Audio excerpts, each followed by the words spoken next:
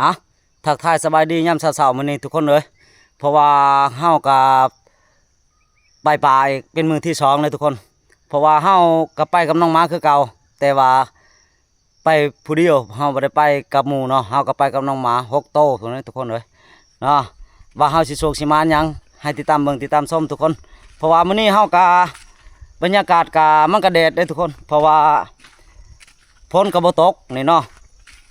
เพราะว่าเฮาไปมันก็ยากๆแน่หากินก็ลำบากแน่เพราะว่าเฮาก็เพราะว่าไม่ต้องมันก็แห้งแล้งเนาะเพราะว่าฝนบ่ตกนี่มื้อนี้เฮาก็เอาน้องหมาไปนำนักล่าเฮานี่แหละ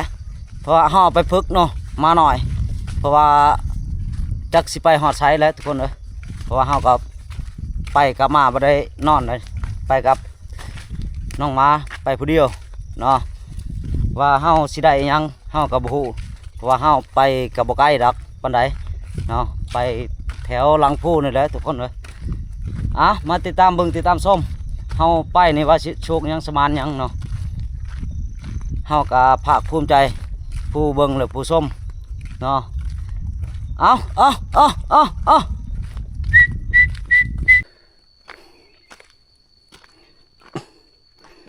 โอ้ยบรรยากาศมื้อนี้ก็สีลมๆเลยพี่น้องเอ้ยเบิ่งอย่างหนึงสถานการณ์นี่คือฝนสิตกอยู่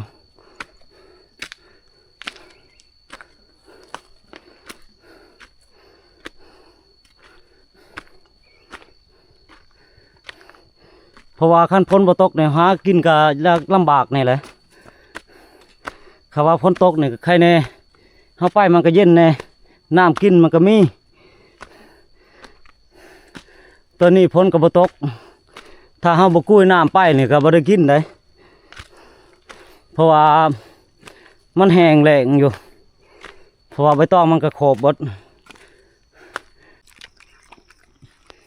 หนักหลาหน่อยเฮากินข้าวกินน้ำกันพอแล้วเจ้าฮะนี่หนักหลาเฮาตัวนี้มาใหม่เบิ่ง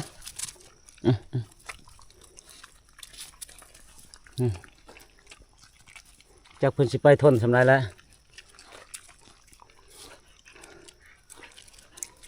กินนี่บะบี้เศร้าเมื่อยก่อนเอาเข้ามาแล้วเอาเข้าให้มาแล้วก็เศร้าเมื่อยก่อนเพราะว่าเขาขึ้นมานี่เขามันก็สูงเพราะว่าแดดมันก็แดดนี่เลยเพราะว่ามันก็ฮ้อนแต่เช้านี่มันนี่เพราะว่าใบตองมันก็โขบเบิดมาติดกินเนี่ยมันอยากได้ยินก่อนแล้วมันก็ขึ้นก่อนนะทุกคน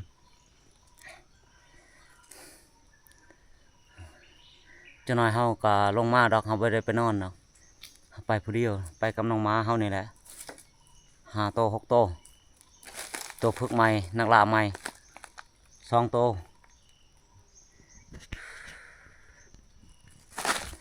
ว่าเอามันไปเอบ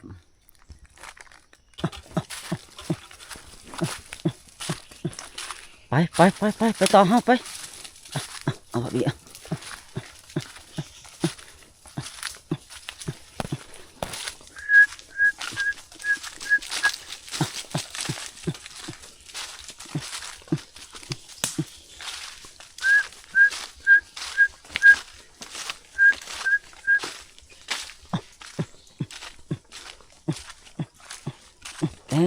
เด้อ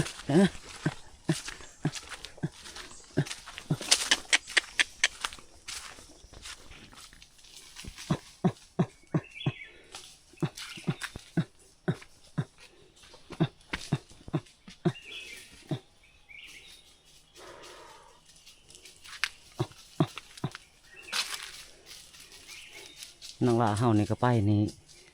พอแล้วเลยทุกคนนังลาน้อยเฮานี่เพราะว่ามันก็เคยไปเคยมาเนาะชัก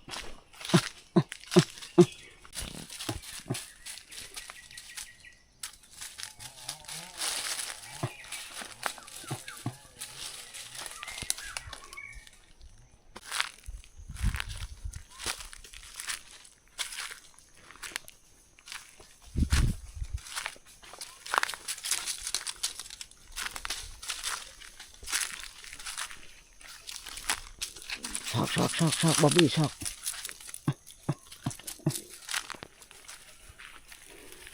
เฮ้ย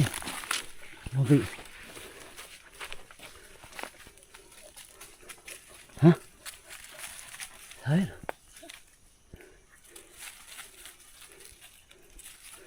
แม่นตัวประชัก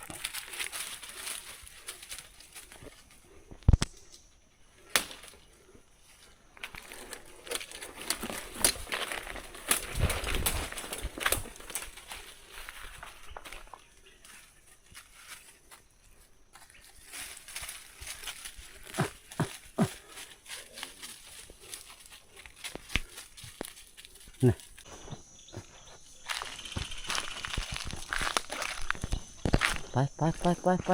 ชอกมาเจ้าเฮาไปจำเป็นจะเกิดเด้อ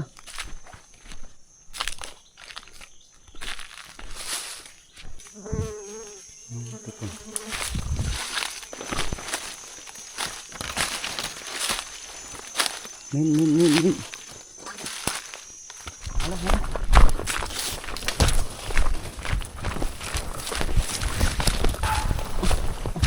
เอาละ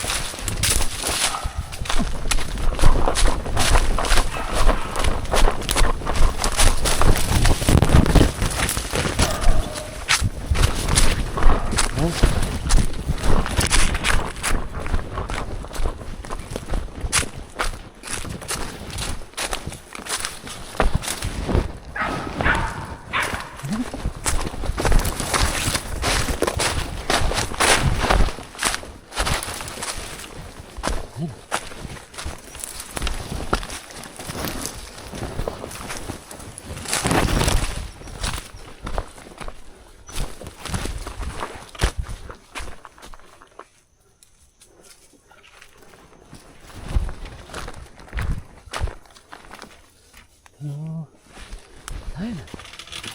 เจ็บ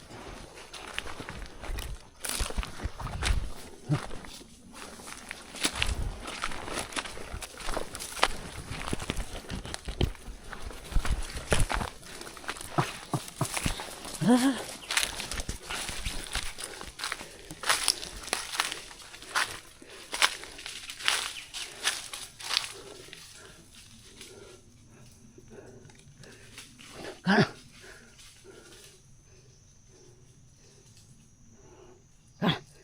ใช่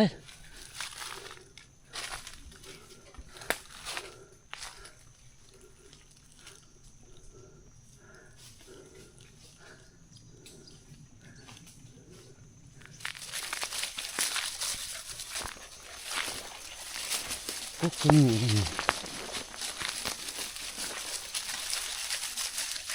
โอ้โหป้ายตอนนั้นพุ่นโอ้ถูกพุ่นดูพุ่นโอ้ขึ้นได้จะไหนล่ะอ้าวถูก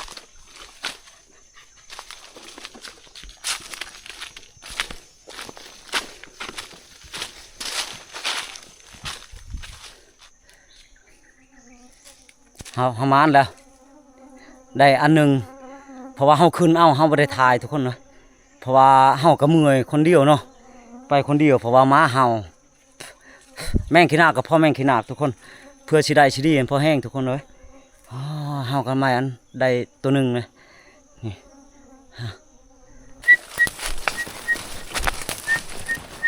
ไปต่อเฮาไปมันไปงาน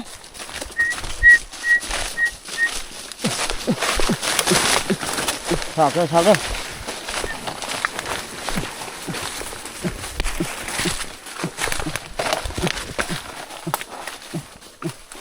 โอ้สมพร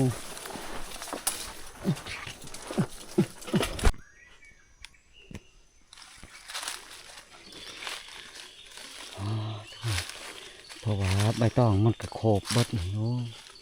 แหงเบิดนะภาษาแต่เก่านี่แนวนี้หน้าผาแนวนี้มันก็ต้องออกนี่ ก็ออกคือกันแต่ว่ามันบ่พอพ่อมันก็แล่นขึ้นกงใหม่ก่อนมาเฮานี่สิบ่ทันเพราะว่าใบตองมันแห้งเบด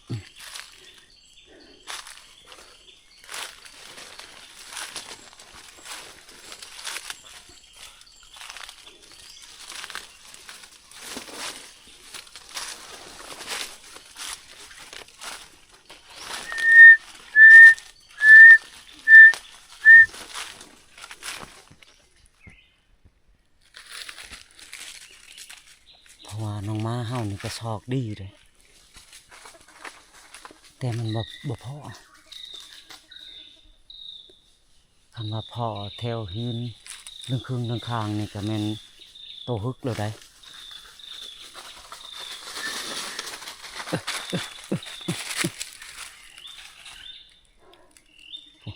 มาเฮานี่ก็ชอกทั่วทีบเลยบรรยากาศมันนี่ก็สิบดเด็ดๆได้ทุกคนเอาไปต่อ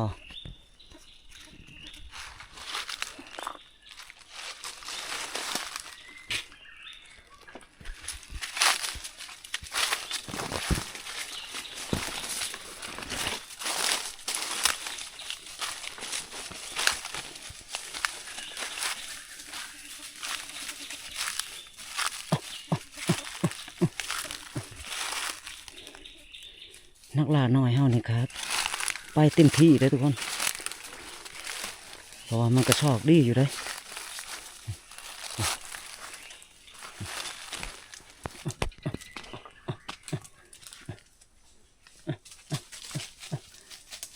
แดง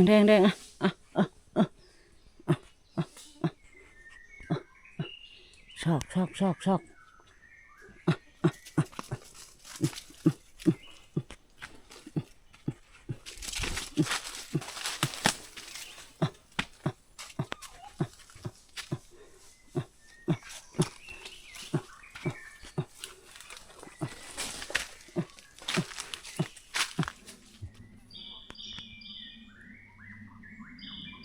สายห้องตัวนี้มันจะเป็น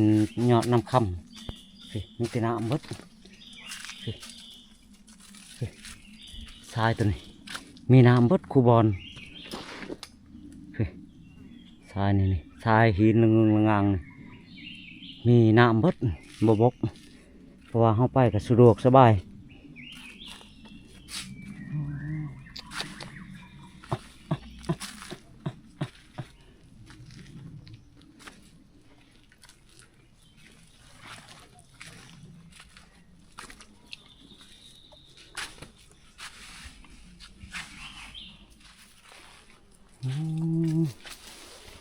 อยู่นี่มองนี่มันเคยแม่คู่มือได้นี่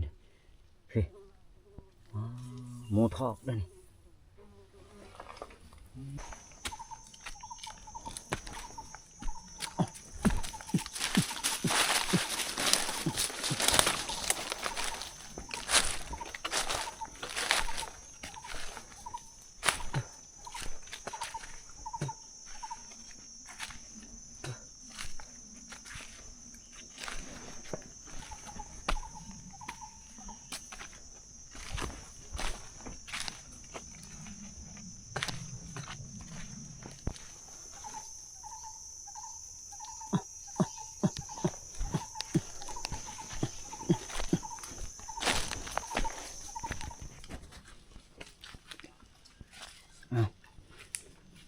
ขอย่างไปตามห้วยนี่แหละทุกคนเลยเพราะว่ามันห่มดิเพราะว่าในโคกมันกะแห้งมันโขบเบดตามจ่ายมันก็โขบทุกคนนี่เทวห้วยเทวนี้มันกะซุ่มอยู่แต่มันบ่ออกเฮาก็เมื่อยไปแล้วทุกคน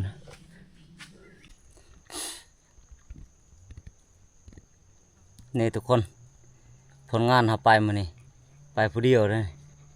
นี่เพราะว่ามาเฮาขึ้นกกใหม่โอ้เพื่อสิได้เฮาบ่ได้ถ่ายเอาทุกคนเลยบัดลงมาพุ่นเฮาจังถ่ายเอาโอ้มันก็บ่ฮึกปานใดดอกก็บ่ใหญ่ปานใด ส่วนเฮาได้มื้อนี้2แนวได้ทุกคนเลยแนวหนึงหันได้ต่อเพราะว่าเฮาบ่ได้ถ่ายเอาเนาะเพราะว่ามันไล่ตอดเฮาเนาะเพื่อสิได้หั่งหนึงก็พอแห้งเลยทุกคนติดตามเบิ่งทุกคนเลยเฮาสิเอาออกให้เบิ่งก่อนนี่แหละผลงานเฮาได้ต่อนอนเว้นเลยนี่เฮ้ยเพราะว่าเฮาสิถ่ายเอาบางอย่างนี่มันก็ไล่เฮาถ่ายบ่ได้ซ้ำเฮ้ยเต็มทุกอย่างเลยเฮ้ยโอ้เฮ้ยนี่สิต่อนอนเว้นเบิดเลยนี่เฮ้ย